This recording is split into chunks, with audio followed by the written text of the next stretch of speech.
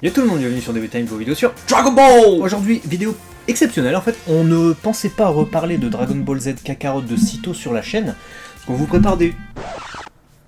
Vous avez pas vu ce qui s'est passé, mais le micro s'est mis à l'envers. Le micro était comme ça, il a fait... Ouais. On se réserve en fait un peu le sujet pour vous préparer des vidéos très spéciales que vous verrez prochainement sur la chaîne. Mais... Puisqu'on vous fait les let's play. Ouais, les let's play sur la deuxième chaîne. Voilà, Léo et Max. D'ailleurs, on est surpris de... je vous le dis, hein, de voir que les deux dernières vidéos qui ont évoqué le sujet de Kakarot sur cette chaîne, il y a eu les défauts qu'on pouvait encore voir, mais c'était pas le sujet de la vidéo. Hein. C'est-à-dire qu'il y avait ça, mais il y a aussi le fait qu'on était hypé. C'était surtout ça le sujet de la vidéo. T'en as beaucoup qui s'arrêtent sur les titres sans regarder la vidéo. Ouais, donc c'est un peu bizarre pour... voilà. Et la dernière où justement on vous donnait nos premiers avis. Dans cette vidéo, justement, on parlait du fait qu'on faisait tous les let's play sur, et donc la découverte globale du jeu sur Twitch, mais aussi sur notre deuxième chaîne où toutes les VOD sont disponibles sur la chaîne Léo et Max. Et quand je vois 40 000 et 63 000 vues, je me suis dit, bah, il va y avoir beaucoup d'intéressés. Et en fait, il y a très peu de personnes qui nous ont rejoint en abonnement. J'ai du mal à saisir le ratio. Ouais, je sais pas. Après, on a eu pas mal de personnes qui sont venues sur Twitch pour voir les lives. Ouais. Ça fait plaisir. Donc, vous êtes toujours les bienvenus. Vous avez de toute façon tous les liens en description là. Venez voir les rediffusions des let's play sur la chaîne Léo et Max. Venez, on est bien. Il n'y en aura pas sur DB Times. Et venez sur Twitch pour les lives en direct. Il y en a un ce soir d'ailleurs, le jour où on enregistre. Ouais, c'est ça. Voilà. Et si tu veux nous voir en Appa et Vegeta, c'est 50 000 abonnés sur Léo et Max. Voilà. Donc je lance le truc. Donc si tu aimes Kakarot et tu veux voir du let's play, viens sur Léo et Max, abonne-toi, parce qu'à 50 000, les deux là ils font des trucs. Mais cosplay. Il n'y a que toi qui peux décider cosplay, de ça. Des trucs ça veut rien dire. Cosplay.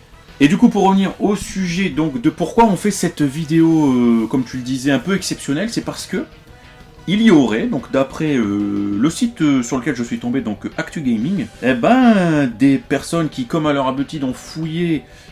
leur abotide. Je dis quoi? Ça leur a souvent d'avoir des abotides. Je crois comment on a... Oh, je reprendrais bien la même chose, moi. Leur abotide. Qu'on appelle les data mineurs. Data mineurs, c'est quoi ça? C'est quoi les data mineurs? Data mineur, c'est. Bah, c'est les personnes qui dénichent les informations dans les données profondes. D'accord, c'est le gars avec la pioche que tu vois avant les films au cinéma. C'est ça. D'accord. Et il fait ça dans le jeu. Et là, en l'occurrence, il y aurait des fuites. Ah merde. Tiens-toi, pas des fuites urinaires. Bah ouais, j'allais dire, faut mettre des coups. Non, des fuites concernant deux nouveaux persos qui devraient arriver dans les prochains DLC. Alors, on parle de DLC Kakarot. Voilà. On parle de DLC, on va peut-être pas s'énerver, il n'y a pas eu d'annonce officielle de DLC. Est-ce que tu as vu une annonce officielle de DLC? Ceci nous parle de DLC. Moi, j'ai pas vu une annonce officielle de DLC. Moi, j'ai pas vu. Donc pour l'instant, ça n'est pas officiel. Donc c'est des informations à prendre avec des pincettes. Maintenant, il nous souligne que l'action RPG de CyberConnect 2 possède un Season Pass et proposera donc plusieurs DLC à l'avenir. Ça c'est vrai, Season Pass on en a un déjà avec le jeu, il y en aura un deuxième, certainement. Donc on peut effectivement supputer que leur découverte sera potentiellement, hypothétiquement, on met des parenthèses, contenue dans un prochain DLC. Exactement. Et en l'occurrence, on parle donc de la découverte de Beerus et Whis. Beerus et Whis. D'accord. Dans le DLC. Alors il y en a un troisième, attention 100% spoiler, donc si tu veux pas être spoilé, quitte la vidéo. Il s'agit en fait du boss secret qui n'est autre que Mila. Voilà. On sait que Toa est présente à travers le scénario, et voilà, tout simplement pour débloquer Mila, si vous ne voulez pas le savoir, rendez-vous au timecode indiqué. Grosso modo, pour débloquer Mila, en fait, vous voyez sur les cartes, on a des ennemis avec des auras malfaisantes, de niveau extrêmement élevé. Par exemple, on est sur la map au Mont Paozu en entraînement. Niveau 10. Voilà, on est niveau 10. Et là, on se tape des ennemis niveau 31, on comprend pas. Si on arrive à les vaincre, en fait, ces robots pirates et ces ennemis avec une aura malfaisante, on découvre plus tard une autre aura malfaisante qui n'est autre que Mila. Et on découvre en fait qu'il s'agissait du stratagème de Toa et Mila, qui ont, comme ils le font dans les jeux vidéo depuis Dragon Ball Online, pris des ennemis pour modifier le cours de l'histoire et renforcer leur puissance. Voilà, grosso modo. C'est le scénario que moi je suppute, parce que c'est le scénario des autres jeux vidéo, mais ils seront effectivement là dans le jeu Dragon Ball Z Kakarot. Voilà, et donc, plus Beerus et Whis. On ne sait pas si ça va être des persos jouables, on ne sait pas si ça va être des adversaires, on ne sait pas encore tout. Juste, leurs noms ont été trouvés dans les datas du jeu. Voilà, donc ça c'est super intéressant. Autre nouvelle qui peut en faire frémir plus d'un, c'est les films, puisque au-delà de Beerus et Whis, il y aurait deux noms qui auraient été trouvés du coup dans les données du jeu, Broly et Paikuran. D'accord. Bah Voilà. écoute, c'est des noms effectivement qui ont été trouvés dans les données du jeu. Peut-être que Broly n'est qu'évoqué. Je me dis que Broly, c'est un personnage qu'on peut facilement évoquer. Mhm. Il a été même évoqué dans l'OAV, le plan d'extermination des Saiyans, en 1993 avec Hatchak, Ouais.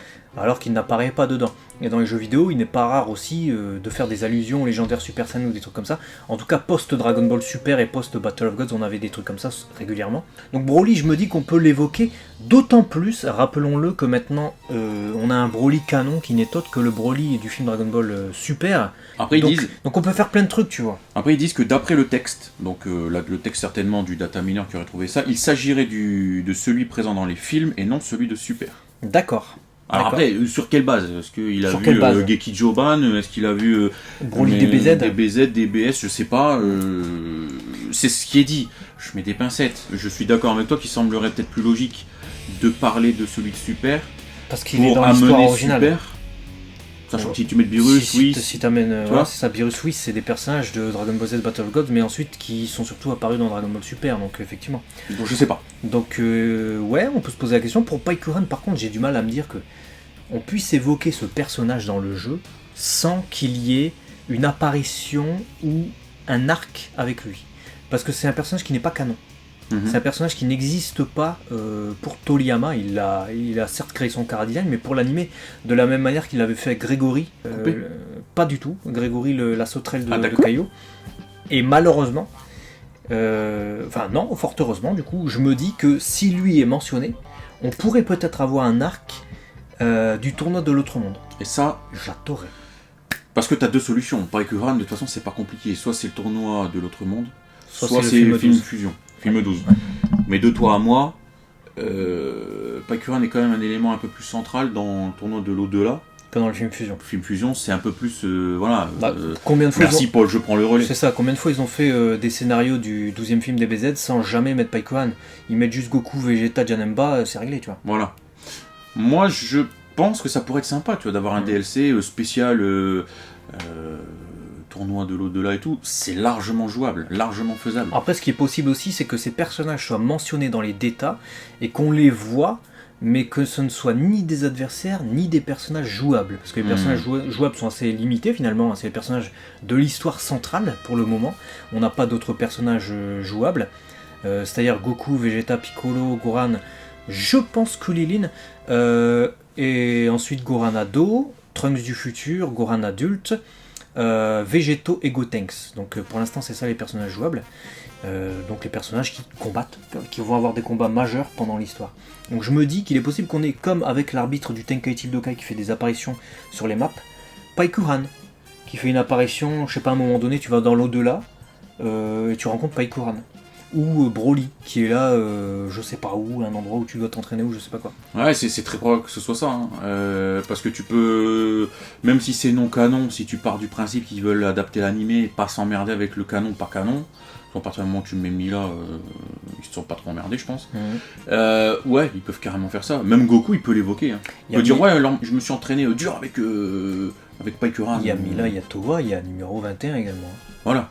Partant de ça, tu vois, je me dis, bon, ils peuvent faire, c'est pas Goku qui évoque. Hein. Ouais, je me suis entraîné, je suis devenu fort et tout. Je me suis entraîné dans l'autre monde avec Paikuran. Voilà. Paikuran est dans le jeu. Enfin, le nom de Paikuran est dans le jeu. C'est ça. Ça dépend où ils l'ont trouvé en fait. C'est ça nous est pas précisé. Donc c'est des informations à prendre avec des pincettes. Après, pour ce qui est de Mila, par contre, ça c'est une information qui est vérifiée. Donc vous pouvez tester l'opération.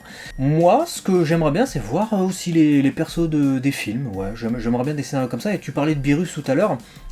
Ça m'a traversé l'esprit de me dire, est-ce que finalement, oui, c'est Beerus, c'est pas pareil, c'est pas des personnages devant qui tu vas te rendre et ils vont te parler des PNJ en fait.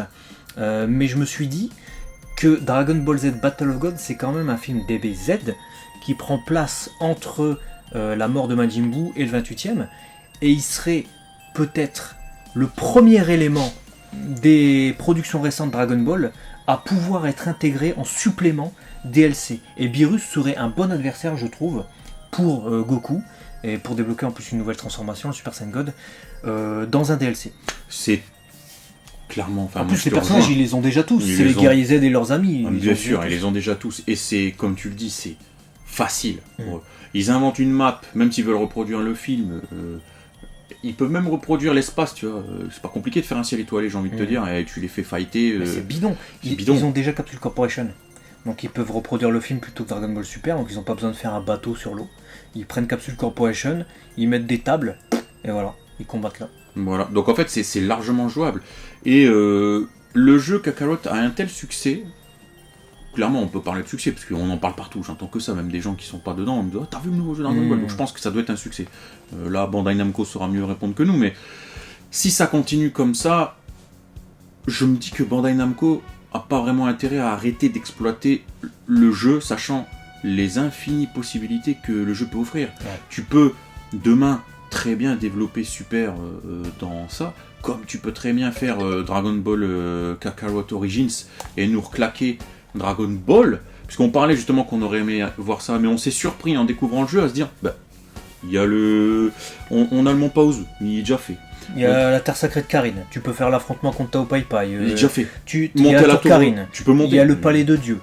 Il y a des villes, il en suffit d'en recréer une pour faire la capitale du centre, avec l'affrontement contre Piccolo Il Daimao. faut modéliser la tour du réseau. Il y a déjà les forêts qui ressemblent à là où Goku a rencontré Yajirobe, battu Tambourine, Simbal et tout ça. Ouais. Donc en fait, ils ont déjà matière à reprendre des choses, ils les modifient un petit peu et à vraiment créer l'univers de Dragon Ball. Et il y a même le chose. repère de Yamcha, il y a Kamehouse. Il y a le repère de Yamcha. Tu te rends compte, enfin, ils ont une base solide, hein, ils peuvent vraiment faire les choses. Bien sûr. Et s'ils veulent vraiment pousser jusqu'au bout, et ça c'est quelque chose qu'on kifferait, ils peuvent, s'ils veulent faire un DLC spécial GT, on en parlait en live, c'est un voyage GT, tu vois. Ah, c'est ça, Dragon Ball pour nous c'est vraiment un animé, parce qu'on va parler de série animée, parce que ça s'adapte plutôt à la série animée on va dire, ce jeu vidéo. C'est un animé qui se prête tout à fait à l'action RPG, parce que c'est ça, c'est de l'aventure avant des combats, la première série. Les combats sont là pour terminer l'aventure en quelque sorte, exactement comme dans le jeu. Et c'est pour ça que ça nous a étonné au début, sans vraiment nous étonner, parce qu'on sait qu'ils surfent sur la licence Dragon Ball Z, de voir plutôt la deuxième série adaptée plutôt que la première série Dragon Ball. Et GT, de la même manière que la première série, c'est ça, ça débute d'abord par de la pure aventure avant de partir sur des combats. C'est un peu scindé en deux GT, c'est-à-dire ça commence vraiment par de la pure aventure et ensuite c'est un enchaînement de combats avec notamment Super numéro 17 et les Dragons Maléfiques. Et puis pour terminer sur ça, je pense, matcherait de ouf avec le système du jeu Kakarot, puisque tu as un système de transformation. Goku, quand il redevient petit, tu peux Super Saiyan 3, Super Saiyan 4, voilà, tu peux te transformer. On pourra avoir un système de support comme on l'a dans le jeu avec Trunks et avec Pan. Limite, pourquoi pas switcher avec Pan en player jouable. Ce serait génial. Je veux dire, t'as tout qui est réuni pour faire un beau voyage, un truc inédit, jamais vu. Petit DLC, pas forcément très cher. T'imagines, toi, 64 épisodes. Bah oui, tu combats sur la planète M2 contre Lild. En plus, il a 3 formes. À un moment donné, tu te bats contre lui avec Pan, c'est le premier combat. Ensuite, tu te bats contre lui avec Goku. Ensuite, tu as le Mega Canon Sigma. Ensuite, il fusionne avec le Mega Canon Sigma. Hyper Mega Lild. Mais carrément, ça serait. Donc, il y a des choses à faire. Donc, vous avez les infos, on va dire, pas officielles, mais officieuses, qui sont sorties des datas du jeu. Et il y a Virus, Whis, Broly et Pycorn. Exactement, et Mila qu'on sait être du coup officielle. Après la sortie de cette vidéo, d'autres nouveautés ont été confirmées par Bandai Namco, notamment la présence d'Alale et Gatchan, qui seront présents pour une quête secondaire qui va arriver dans une mise à jour gratuite. Dans cette mise à jour gratuite, on aura également la possibilité de retourner dans les précédents arcs auxquels on a joué pour effectuer les missions que l'on a ratées, donc les missions secondaires, et tout cela grâce à la Time Machine de Trunks. Voilà, ça a été confirmé cette semaine, ça fait partie des nouvelles annonces officielles. Et ensuite, il y a toutes les idées qui peuvent être bonnes à exploiter, donc si Bandai Namco nous regarde, même si ça changera pas grand chose, pourquoi pas, n'hésitez pas dans les commentaires à dire tout ce que vous aimeriez que le jeu vous apporte, on sait jamais, si on est lu ou vu, ça peut peut-être donner des idées de tiens, j'ai vu qu'il parle souvent de ça, à droite, à gauche, là. Je sais pas. N'hésitez pas même à quote les développeurs, hein. C'est CyberConnect 2, les développeurs, c'est ceux qui ont fait les Naruto Ninja Storm. Vous mentionnez la vidéo, vous leur dites, il y a de bonnes idées, si vous pensez évidemment que ce sont de bonnes idées. Donc, ouais, s'il vous plaît, faites ça. Et ne vous dites pas que ça sert à rien. Preuve en est, le Goku qui était dégueulasse, qui était comme ça. Ouais. Et aujourd'hui, il est stylé. Corrigé. C'est pas parce qu'il y a 8 millions de personnes qui ont demandé ce changement que ça a été changé. Il suffit d'un certain nombre de retweets en disant c'est bon, on a craqué, on va peut-être le changer. Hein, Bon, pas forcément faire du bruit publiquement oui, pour changer. Parfois 10 ça suffit, hein. Je veux dire sur Twitter il n'y a pas 150 000 commentaires en dessous des posts à chaque fois, hein. Ça dépend.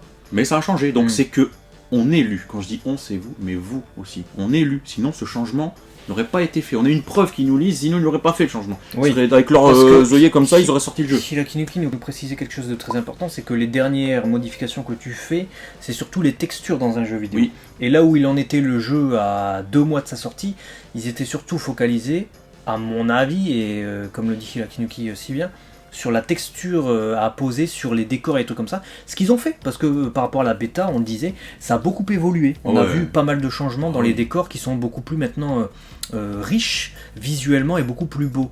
Donc c'était pas vraiment modifier la tête d'un personnage la priorité, tu vois. Donc à vous de jouer. On compte sur vous aussi pour partager ce message.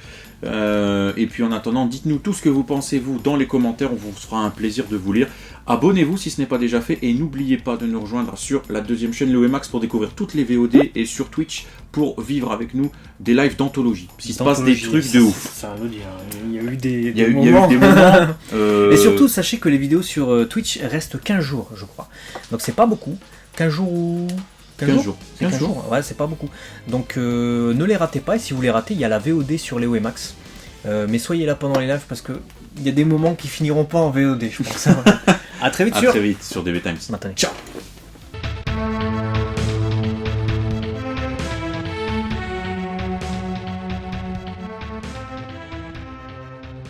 Ça c'est vrai, Season Pass par contre ça a été à peu près... c'est une bonne idée.